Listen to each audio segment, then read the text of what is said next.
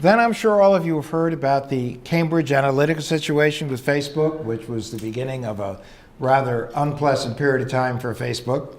And that's where 277,000 people who were Facebook members thought they were taking a personality profile. What they didn't realize is that not only were they taking it, but suddenly all of the information of their friends and their friends' friends and their family and their acquaintances got caught up in this whole situation.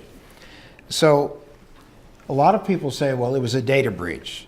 I don't think it really was. I think it was the foreseeable collateral damage of an economy based on personal information, or what many of us are calling a surveillance economy. Because everything you do is tracked. Everywhere you go is memorialized somewhere. I've had people say that they were just talking on the phone about something. They hung up the phone and all of a sudden ads started appearing that involved the subject that they were talking about. So this is what the problem is. Now, our information, you have to start with the premise that our information is out there. It's out there. And I will tell you why.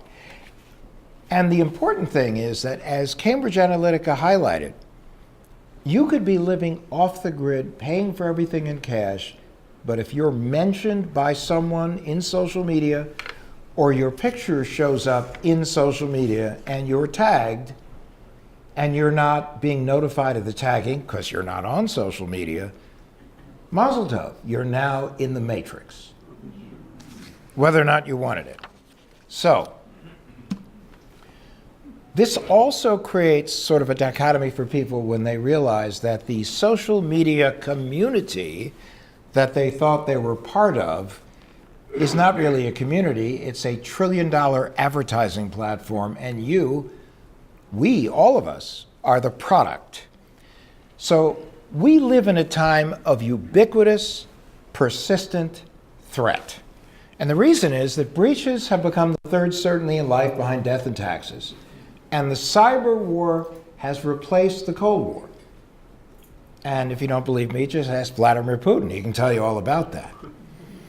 So the only solution really is cultural. And when I say cultural, I'm not talking about opera and museums. For the purpose of our conversation tonight, forget about what cultural means and think about what cultural does. Now, we don't really hear a lot these days about Peter Drucker, who's one of the most famous management consultants of all time. And he said, culture eats strategy for breakfast. So the solution to the hacking problem, how we make our institutions, our families, and our organizations, be they nonprofit or otherwise, more secure, is cultural. So what this simply means is everybody has got to participate in the process or it doesn't work. So everybody's got to look up from their smartphones and start working together and talking together, because this is a collaborative effort. Now, at the risk of riling anyone up, the reality is that we've heard so much these days about building a wall. But what we don't hear is about building the cyber dome. Now, the cyber dome is really a concept, but one country alone can't have great cybersecurity and assume everything else is great, because unfortunately, everyone who lives in that country doesn't necessarily just communicate with people in that country. And every country is part of an ecosystem of countries and nations that are all connected. We are all connected worldwide. We are connected.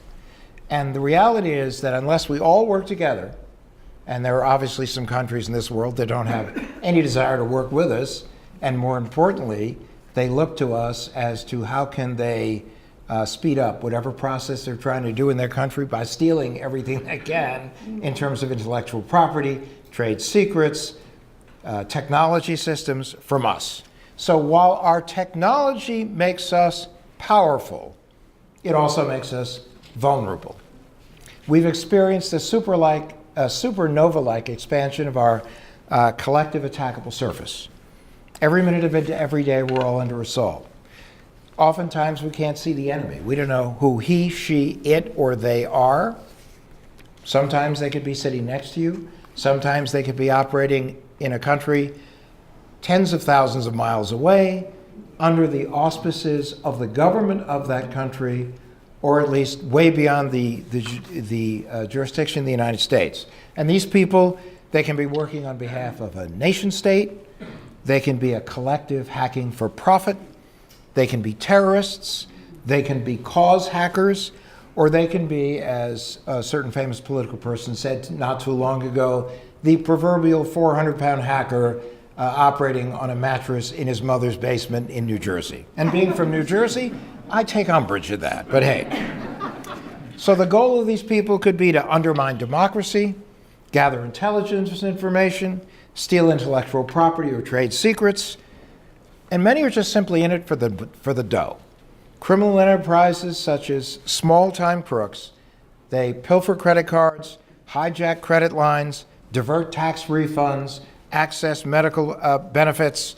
Career criminals may even assume an identity, as I mentioned before, in order to commit a crime with a trail of breadcrumbs leading back to the victim.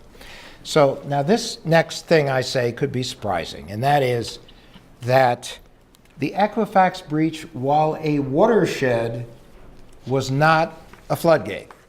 Because before Equifax, countless reported and unreported breaches and leaks had exposed more than 150 million Social Security numbers.